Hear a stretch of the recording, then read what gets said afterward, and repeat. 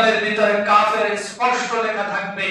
যারা ইমানদার মুত্তাকি তারা তাকে চিনতে পারবে, আর যারা মুনাফিক মার্কা নামদারি মুসলমান হবে তারা তাকে চিনতে পারবে না। সে যেটা বলবে জান্নাত দেখাবে সেটাই জাহান্নাম, যেটা জাহান্নাম দেখাবে সেটাই জান্নাত হবে, আর তার অনুসরণ যারা হবে সকলেই জাহান্নামী হবে। আল্লাহ রাব্বুল আলামিন বলেন, তোমরা দাজ্জালের ফিতনা থেকে দোয়া করো যাতে দাজ্জালের ফিতনা থেকে তোমরা বাঁচতে পারো, কারণ দাজ্জালের ফিতনা এত ভয়ঙ্কর ফিতনা হবে, পৃথিবীতে দাজ্জালের ফিতনার মতো আর কোনো ফিতনা আসেনি, আসবে না। আল্লাহ তাআলা বলেন, যে সমস্ত বান্দারা আল্লাহ তাআলার শুকরিয়া জ্ঞাপন করবে আমি আল্লাহ রাব্বুল আলামিন তাদেরকে শুকরিয়ার বদৌলতে আমি আল্লাহ তাআলার নিয়ামত আরো বাড়িয়ে দেব।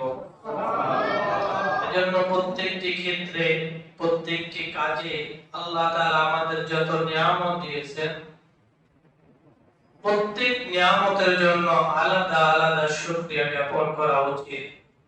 যদিও আল্লাহ তাআলা তো পরিমাণ দিয়েছেন যা আমাদের জীবন দশায় সবকিছু উজাড় করে শুকরিয়া জ্ঞাপন করলেও তারপর নিয়ামতের শুকরিয়া আমরা আদায় করতে পারবো না। তারপর যতটুকু করা যায় মুসলমান হিসাবে আল্লাহ তাআলা যে কবুল করেছেন, মুসলিম পরিবার এর মাধ্যমে যে আমাদেরকে দুনিয়ার আলো বাতাস দেখিয়েছেন, শুধুমাত্র এর শুকরিয়া মৃত্যু পর্যন্ত যদি আমরা করি তাহলে শেষ করা সম্ভব? কারণ মুসলমান কি জিনিস, ঈমান কি জিনিস এখন বুঝে না আসলেও মৃত্যুর পরে হাসরের ময়দানে কবরে বরজাখে বুঝে আসবে যে মুসলমান হওয়া এবং ঈমানদার হওয়া কত বড় সৌভাগ্যের ছিল। যদিও আজকে আমরা মুসলমান হওয়ার পরেও মুসলমানদের ঐতিহ্য, মুসলমানদের যে সমস্ত নিয়ম কানুন ছিল এই সমস্ত জিনিস থেকে অনেক আমরা পিছিয়ে যাচ্ছি। আমাদের একটা গায়রত আছে, আত্মমর্যাদা আছে, যা রাসূল পাক সাল্লাল্লাহু আলাইহি সাল্লামের জামানায়, চার খলিফার জামানায়, তাবিঈন, আইম্মায়ে মুজতাহিদিন তাদের জামানায় ছিল। এটা আস্তে আস্তে আমাদের মুসলমানদের গায়রত, আত্মমর্যাদা পর্যন্ত আমরা ডুবিয়ে ফেলেছি, যার কারণে সারা বিশ্বে মুসলমানদের উপরে হিংস্রর মতো কাফের বেদিনরা ঝাঁপিয়ে পড়েছে।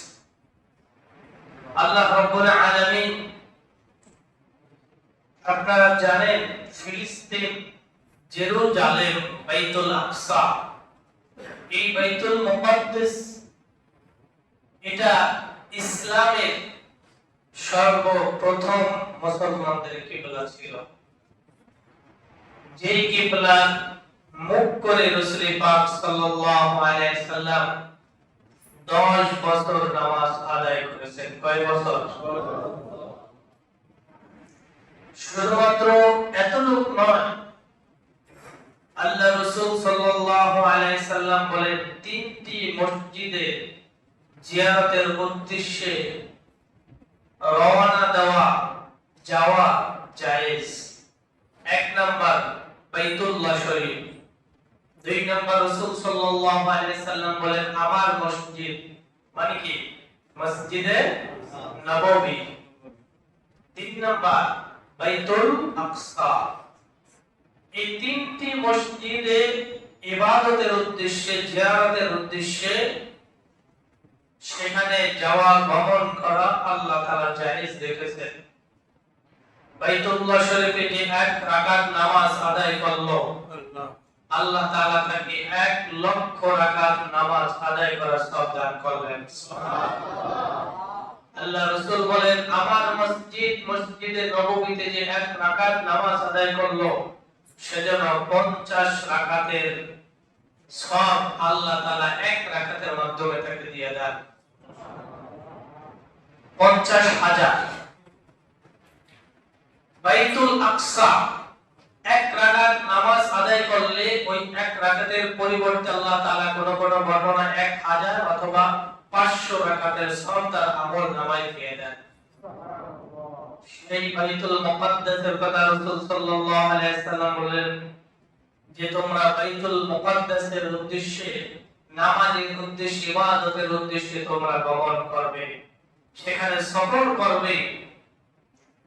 রাসূল সাল্লাল্লাহু আলাইহি সাল্লাম নির্দেশ দিয়েছেন আজকে সেই বাইতুল্লাহ, বাইতুল আকসা, সেই জেরুজালেমে, ফিলিস্তিনে বেদীরা যেইভাবে আক্রমণ শুরু করেছে, তারা চায় পুরো গাজাবাসী সহ সবকিছু তছনছ করে দিতে। কিন্তু এতটুকু জেনে রাখেন, আল্লাহ রাসূল সাল্লাল্লাহু আলাইহি সাল্লাম বলেছেন ওই মাটি পবিত্র মাটি, ওই মাটির যারা ওখানে বসবাস করবে, জেরুজালেমের এবং তার আশেপাশে যে সমস্ত মুসলমানরা বসবাস করবে, তাদের মধ্যে একটা দল থাকবে কিয়ামত পর্যন্ত এই বাইতুল আকসা তারা বিধর্মীদের হাতে দিতে রাজি হবে না। এমন একটা দল থাকবে যারা নিজের জীবনকে উৎসর্গ করবে, নিজের ছেলে মেয়ে আত্মীয় স্বজন সবকিছু ত্যাগ করবে, কিন্তু পবিত্র ভূমি আল্লাহ রাব্বুল আলামিন যে ভূমিকে এমন পবিত্র করেছেন যা হাসরের ময়দান কায়েম হয়ে গেল ওই ভূমিতে। ওই ভূমি মুসলমান কখনো ছাড়বে না। যদিও সাময়িকভাবে দেখবেন কিছুদিন চুপ থেকেছে অথবা বিধর্মীদের সাথে শক্তি সামর্থ্যের বড় দিক থেকে কোলায় না, কিন্তু তারপরেও আবার তারা মাথা নাড়া দিয়ে উঠবে। তাদের জীবনের বিনিময় হলেও ওই জমিকে তারা রক্ষা করবে, হেফাজত করবে। সুবহানাল্লাহ। রাসূল সাল্লাল্লাহু আলাইহি সাল্লাম বাইতুল আকসা সম্পর্কে তিনি বলেন, কোরআনুল কারীমের মধ্যে 5টি সূরার মধ্যে আল্লাহ তাআলা 5 আয়াতে আল্লাহ তাআলা তার বরকত সম্পর্কে, ওই জমিনের পবিত্রতা সম্পর্কে, বরকতময় সম্পর্কে আল্লাহ তাআলা উল্লেখ করেছেন। এক নম্বরে সূরাতুল বনি ইসরাঈল, সুবহানাল্লাযী আসরা বিআবদিহি লাইলাম মিনাল মাসজিদিল হারাম ইলাল মাসজিদিল আকসা আল্লাযী বারাকনা হাওলাহু লিনুরিয়াহু মিন আয়াতিনা। দুই নম্বর সূরাতুল আম্বিয়া 71 নম্বর আয়াত এবং 81 নম্বর। এই আম্বিয়ার মধ্যে দুটি আয়াতে আল্লাহ তাআলা বাইতুল আকসার বরকত সম্পর্কে বর্ণনা করেছেন। এরপরে সূরা সাবা 18 নম্বর, এরপরে সূরাতুল আরাফ 137 নম্বর আয়াতের মধ্যে আল্লাহ তাআলা তার বরকত সম্পর্কে উল্লেখ করেছেন। মুসলমানদের জীবন যাবে, তারপর এই ভূমিকে তারা ছাড় দিবে না, ছেড়ে দিবে না।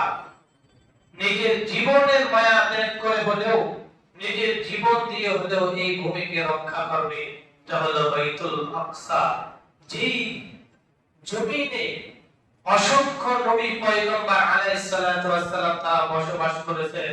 হযরত জাতির পিতা ইব্রাহিম আলাইহিস সালাতু ওয়াস সালাম, হযরত ইয়াকুব আলাইহিস সালাতু ওয়াস সালাম, দাউদ আলাইহিস সালাতু ওয়াস সালাম, সুলাইমান আলাইহিস সালাতু ওয়াস সালাম সহ অসংখ্য নবী পয়গম্বর আলাইহিস সালাতু ওয়াস সালাম এই জমিনে বসবাস করেছেন।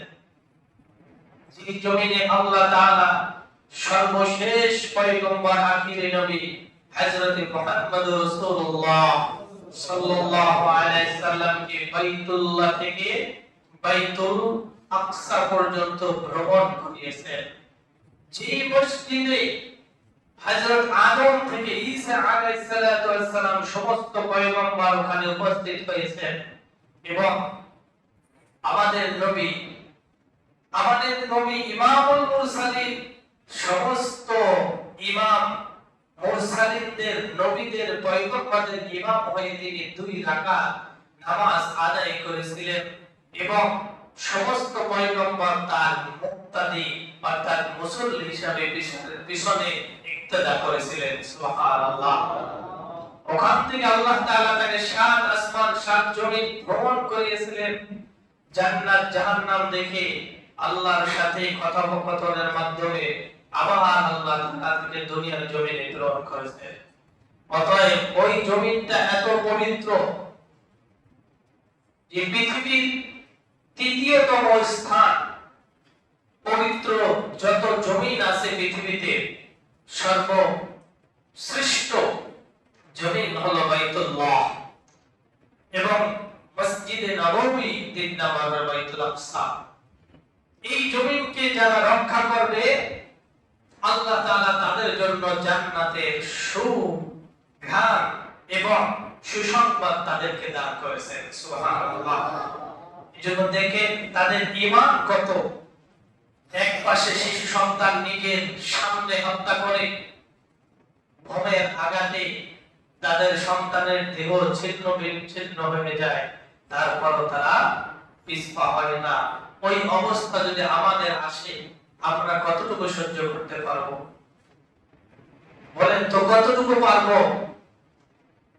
ওই জমিনে এই বনি ইসরাইলের বংশ থেকে দাজ্জাল বের হবে, যে দাজ্জালকে এমন ক্ষমতা দান করা হবে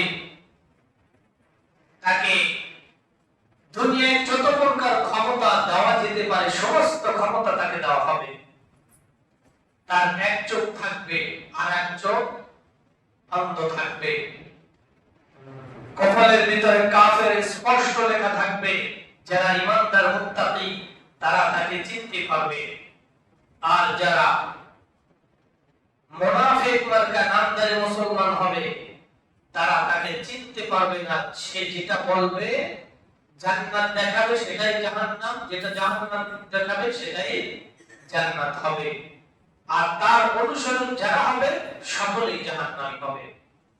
আল্লাহ রাব্বুল আলামিন বলেন, তোমরা দাজ্জালের ফিতনা থেকে দোয়া করো যাতে দাজ্জালের ফিতনা থেকে তোমরা বাঁচতে পারো, কারণ দাজ্জালের ফিতনা এত ভয়ঙ্কর ফিতনা হবে, পৃথিবীতে দাজ্জালের ফিতনার মতো আর কোনো ফিতনা আসেনি, আসবে না। কারণ তাকে সূর্য ঘোরানোর ক্ষমতা দেওয়া হবে, আসমান জমিন সাগরের নিয়ন্ত্রণের ক্ষমতা দেওয়া হবে, সবকিছুর ক্ষমতা দেওয়া হবে। কিন্তু এরপরে হযরত ঈসা আলাইহিস সালাতু ওয়াস সালাম এবং মাহদী আলাইহিস সালাতু ওয়াস সালাম ওই জমিনে অবতরণ করবেন এবং এই দাজ্জালকে হত্যা করবেন হযরত ঈসা আলাইহিস সালাতু ওয়াস সালাম। তারা চায় মুসলমানদের ঈমানকে নিশ্চিহ্ন করে দেয়, যাতে তাদের বংশধরদেরকে তারা কোনো ধরনের ক্ষতি করতে না পারে। আল্লাহ রাব্বুল আলামিন সেই কথাগুলো কোরআন কারীমে উল্লেখ করেছেন। আল্লাহ তাআলা বলেন, ইয়া আইয়ুহাল্লাযীনা আমানু, হে ঈমানদারগণ বান্দারা, লা তাত্তাখিযু আদুওয়ি ওয়া আদুওয়াকুম আউলিয়া তুলকুনা ইলাইহিম বিল মাওয়াদ্দা, তোমরা আমার শত্রু এবং তোমাদের শত্রুর সাথে কখনো বন্ধুত্ব করো না, কারণ তোমরা তো বন্ধুত্ব করতে চাও, তারা কিন্তু বন্ধু হিসাবে তোমাকে গ্রহণ করে না। ওয়াকাদ কাফারু বিমা জাআকুম মিনাল হক, যেই সমস্ত সত্য তোমাদের কাছে আল্লাহ তাআলা পয়গম্বরের মাধ্যমে পৌঁছিয়ে দিয়েছেন সেগুলো তারা অস্বীকার করে। ইখরিজুনার রাসূলা ওয়া ইয়াকুম আন তুমিনু বিল্লাহি রাব্বিকুম, তোমাদের রাসূল এবং তোমাদেরকে এই অপরাধেই তোমাদেরকে তোমাদের জমিন থেকে বের করে দিয়েছে যে তোমরা আন তুমিনু বিল্লাহি রাব্বিকুম, এক আল্লাহর প্রতি তোমরা ঈমান এনেছো। এই ঈমান আনার অপরাধে তোমার রাসূল এবং তোমাদেরকে তোমাদের জমিন থেকে বের করে দিয়েছে, করছে কিনা? পবিত্র মক্কা থেকে রাসূল সাল্লাল্লাহু আলাইহি সাল্লাম এবং সাহাবীদেরকে বের করে দেয় নাই? কথা বলে না, দেয় নাই? সেই কথা আল্লাহ তাআলা বলেন, ইখরিজুনার রাসূলা, তোমাদের রাসূলকে বের করে দিয়েছে, ওয়া ইয়াকুম, এবং তোমাদেরকেও। শুধু অপরাধ কি ছিল? তোমার রবের উপরে, তোমাদের রবের উপরে ঈমান এনেছিলে। ইন কুনতুম খারাজতুম জিহাদান ফি সাবিলি ওয়া ইবতিগা মারদাতি, তোমরা যদি আমার সন্তুষ্টির উদ্দেশ্যে জিহাদে বের হয়ে থাকো তাহলে কিভাবে তোমরা আপনার চুপি চুপি আবার বন্ধুত্ব পাতাও? আছে না, মুখে বলে তার সাথে আমার কোনো সম্পর্ক নাই, কিন্তু ভিতরে ভিতরে তার সাথে সম্পর্ক ঠিকই রেখেছে। আল্লাহ তাআলা সেই কথা বলেন, ইন কুনতুম খারাজতুম জিহাদান ফি সাবিলি ওয়াবতিগা মারদাতি, আমার সন্তুষ্টির উদ্দেশ্যে যদি তোমরা বের হয়ে থাকো, তাহলে তাদের সাথে তলে তলে আমার আঘাত কেন, তাদের সাথে কেন বন্ধুত্ব করো?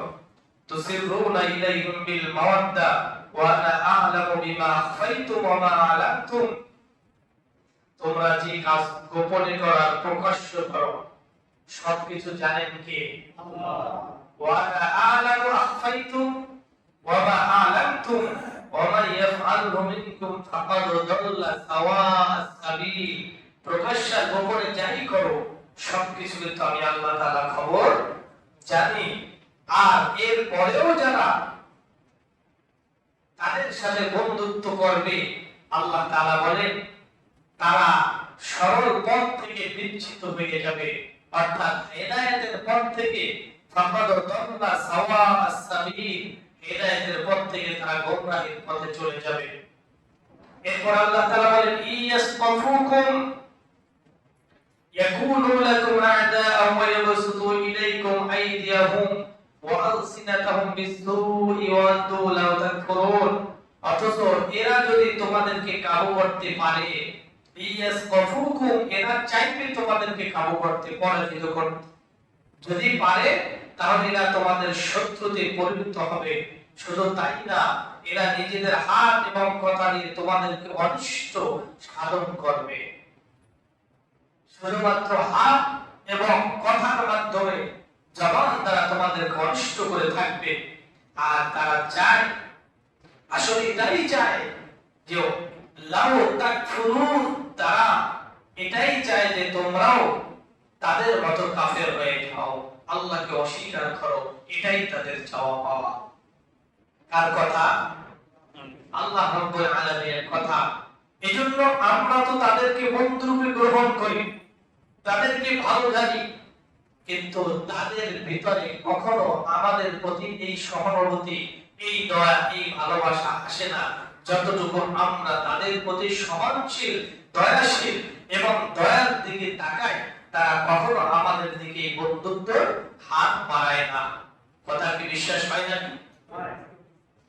কারণ কার কথা? আল্লাহ তাআলার কথা। আল্লাহ তাআলা নিজে বলেন যে তোমরা তো চাও বন্ধুত্ব সম্পর্ক রাখো, কিন্তু তারা কখনো চায় না। এজন্য এই ইসরাইল জেরুজালেমকে বাইতুল আকসা পর্যন্ত তারা শেষ করার জন্য তারা উঠে পড়ে লেগেছে। হাসরের ময়দান এই জমিনে হবে, এই জমিনে হাসরের ময়দান কায়েম হবে। আল্লাহ রাব্বুল আলামিন বলে যারা ঈমানদার মুত্তাকি তারা এই জমিনকে কখনো ছাড়বে না। এটা রাসূলের বাণী, এটা রাসূলের বাণী, কখনো এই জমিনকে ছাড়বে না। অথচ আমরা আপনারা যারা আছি দেখেন সকলের একই অবস্থা। আজকে কোন ক্ষেত্রটা আমরা তাদের অনুসরণ করি না? বলে একটা সেক্টর দেখেন যে এই সেক্টরটা আমরা অনুসরণ করি না। পোশাক আশাক, অফিস আদালত, কথাবার্তা, উঠা বসা, চলন বলন, সব কিছু বিদ্যার্থীদের যেভাবে চলে আমরাও সেভাবে চলাই। এমন কোন সেক্টর বাকি নাই যেখানে তাদের আদর্শ আমরা গ্রহণ করি না, অথচ উচিত ছিল আমাদের আদর্শ তারা গ্রহণ করবে, কিন্তু আমরা সেটা পারি নাই।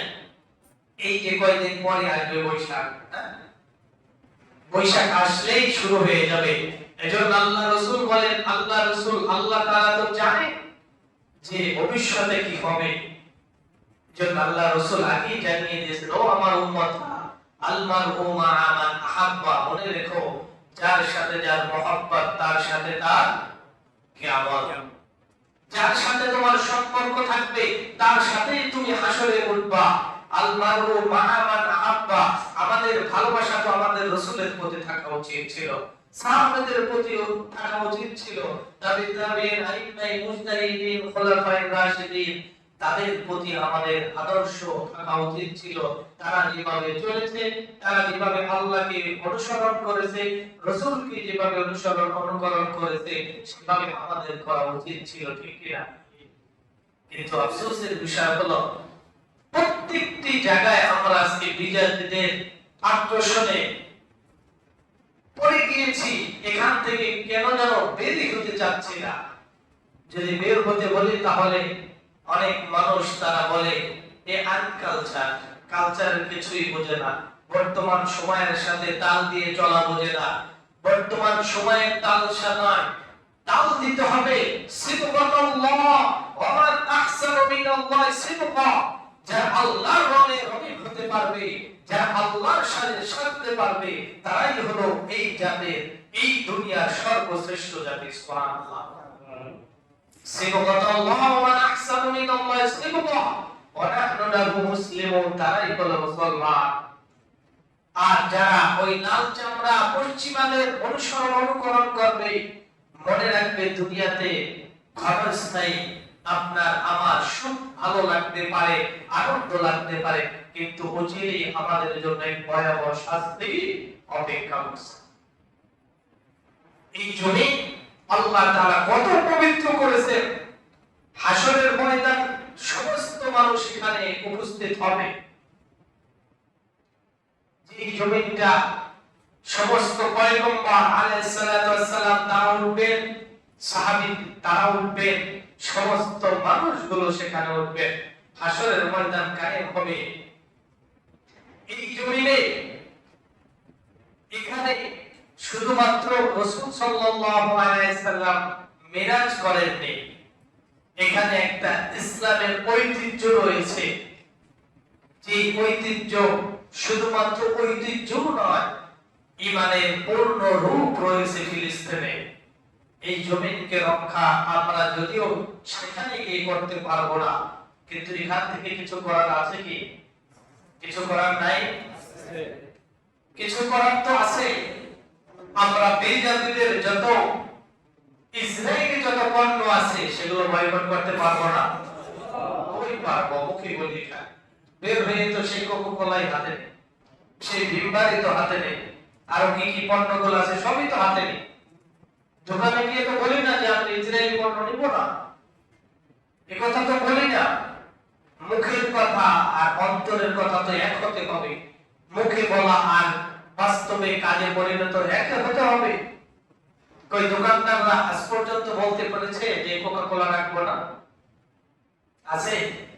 বা ইসরায়েলি যত পণ্য রাখবো না, রাখলে কি হবে? সেগুলো তো বলতে পারে না।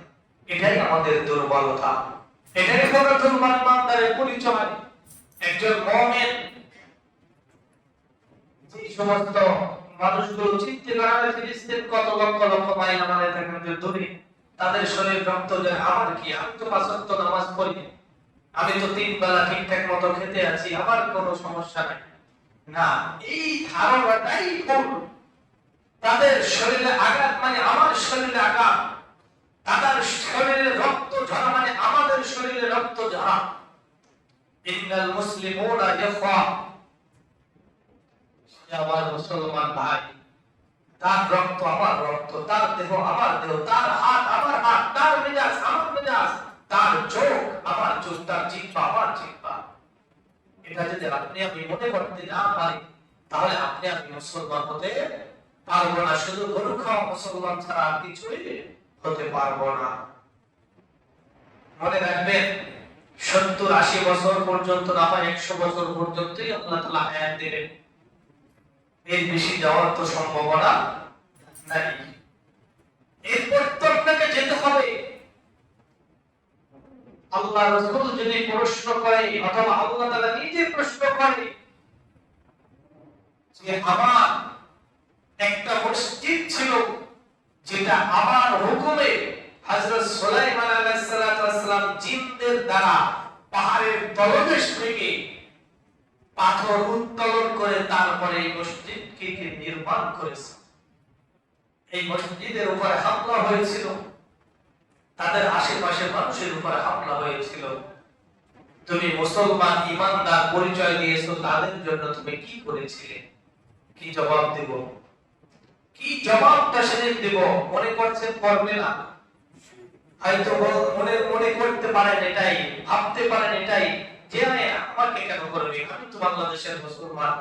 মনে রাখবেন না, এই ধারণাটার ভুল। অবশ্যই আপনাকে প্রশ্ন করবে। এই মসজিদ সুলাইমান আলাইহিস সালাম নির্মাণ কাজ যেদিন শেষ করেছে, ওই দিন আল্লাহর কাছে তিনটি জিনিস চেয়েছেন। হে আল্লাহ, তুমি আমাকে এমন শাসন ক্ষমতা দান করো যা পৃথিবীতে দ্বিতীয় আর কোন ব্যক্তিকে দান করা হবে না। আল্লাহ তাআলা কবুল করছেন কিনা? শুধুমাত্র মানুষের ক্ষমতা, পৃথিবীতে যত মাখলুক আছে সমস্ত মাখলুকের কথা সুলাইমান আলাইহিস সালাম বুঝতেন। সুবহানাল্লাহ বলবেন। এমন শাসন ক্ষমতা তাকে দান করা হয়েছিল, রাজত্ব দান করা হয়েছিল, যে রাজত্ব আর পৃথিবীতে কাউকে দেওয়া হয় না। দেওয়া হয়েছে নাকি? দেওয়া হয় নাই। 2 নম্বরে আল্লাহ তাআলা তিনি বলেন, হে আল্লাহ, এই বাইতুল মুকাদ্দাস, এখানে যারা নামাজ আদায় করবে, যারা নামাজের উদ্দেশ্যে এখানে সফর করবে, এবং এই বাইতুল আকসায় যারা নামাজ আদায় করবে, তাদেরকে তুমি এমন ভাবে পবিত্র করবা যেমনি ভাবে নবজাতক সন্তান ভূমিষ্ঠ হয়, ওই সময় যখন তার কোনো পাপ থাকে না, যেমন পবিত্র থাকে, ওই মানুষগুলোকেও তুমি সেম এভাবে তাদেরকে পবিত্র করে দাও। সুবহানাল্লাহ।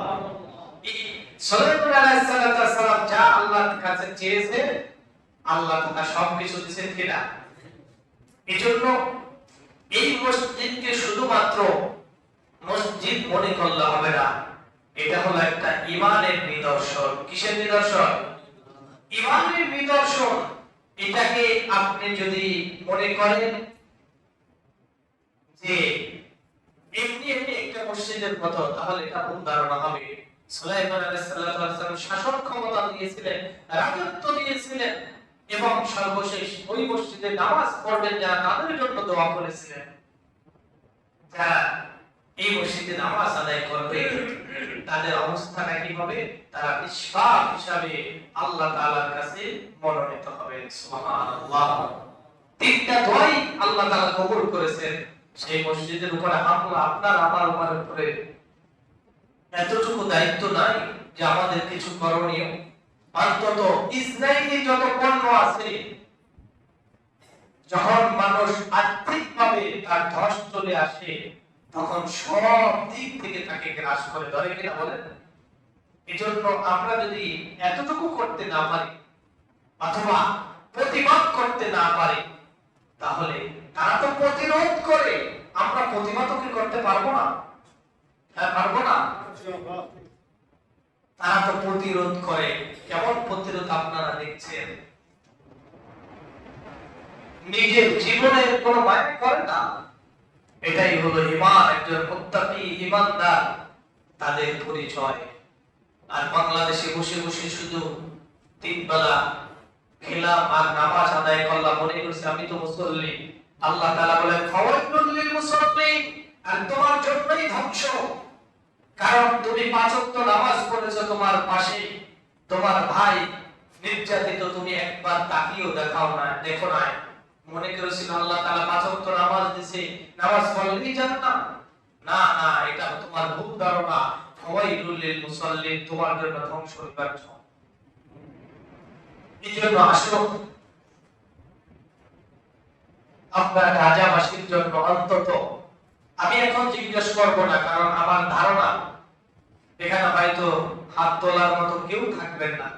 কে আছি যে এই অবস্থা থেকে 2 রাকাত নামাজ পড়ে দোয়া করেছি? আছি? নাই। কিন্তু আজকে থেকে 2 রাকাত নামাজ পড়ে দোয়া করা যাবে না, কারণ দোয়া এমন এক হাতিয়ার, এখান থেকে আমরা দোয়া করব, আল্লাহ তাআলা একদম ভয় হিসাবে ইসরায়েলের প্রতি হারাবে ইনশাআল্লাহ। পারবেন আল্লাহ তাআলা? পারছেন না?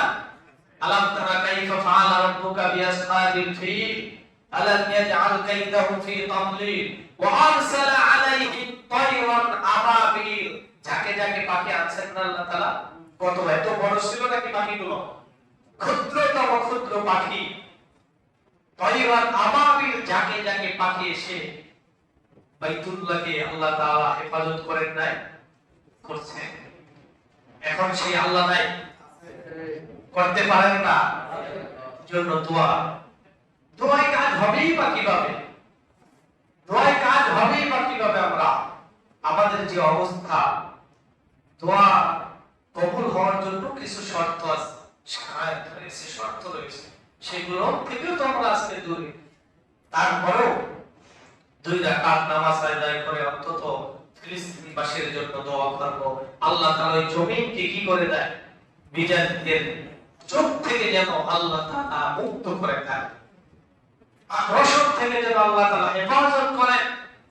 কারণ এই জমিনটা এত পবিত্র জমিন, যেখানে অসংখ্য নবী রাসূল পয়গম্বর আলাইহিস সালাতু ওয়াস সালাম তারা এই জমিনে আগমন করেছেন। সমস্ত পয়গম্বর নবী আলাইহিস সালাতু ওয়াস সালাম মসজিদুল আকসায় আসছেন। তাহলে চিন্তা করুন ওই ভূমিটা কত পবিত্র। এজন্য বিদ্যার্থীদের যত আগ্রাসন আছে, সমস্ত আগ্রাসনের বিরুদ্ধে আমাদের রুখে দাঁড়াতে হবে। আমরা সেই আগ্রাসনের প্রতি দয়া দেখাতে যাব না, তাদের সাজে সাজতে যাব না।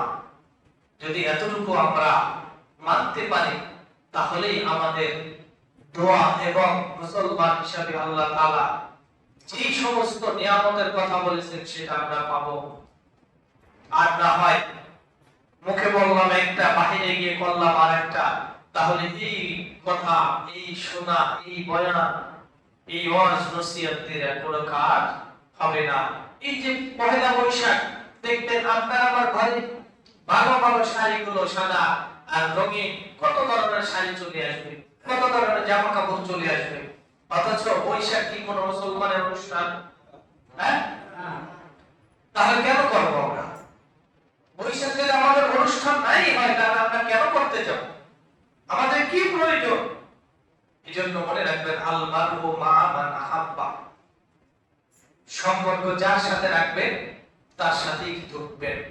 এখন চিন্তা করুন কার সাথে রাখবেন। এজন্য আসুন আল্লাহ তাআলা আমাদের সকলকে বিজাতিদের যত আগ্রাসন রয়েছে, সমস্ত আগ্রাসন থেকে আল্লাহ তাআলা আমাদের মুসলমানদেরকে হেফাজত করুন।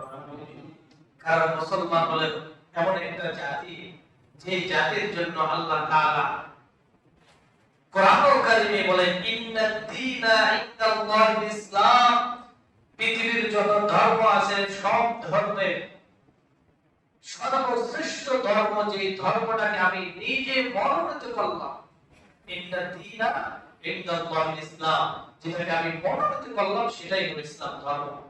কার কথা? আল্লাহর কথা। এজন্য আল্লাহ তাআলা মনোনীত করেছেন এবং মুসলমান হিসাবে কবুল করেছেন। এই কথা আকল দিয়ে বুঝে শুনে দুনিয়ার জমিনে আল্লাহ তাআলা চলার তৌফিক দান করুন।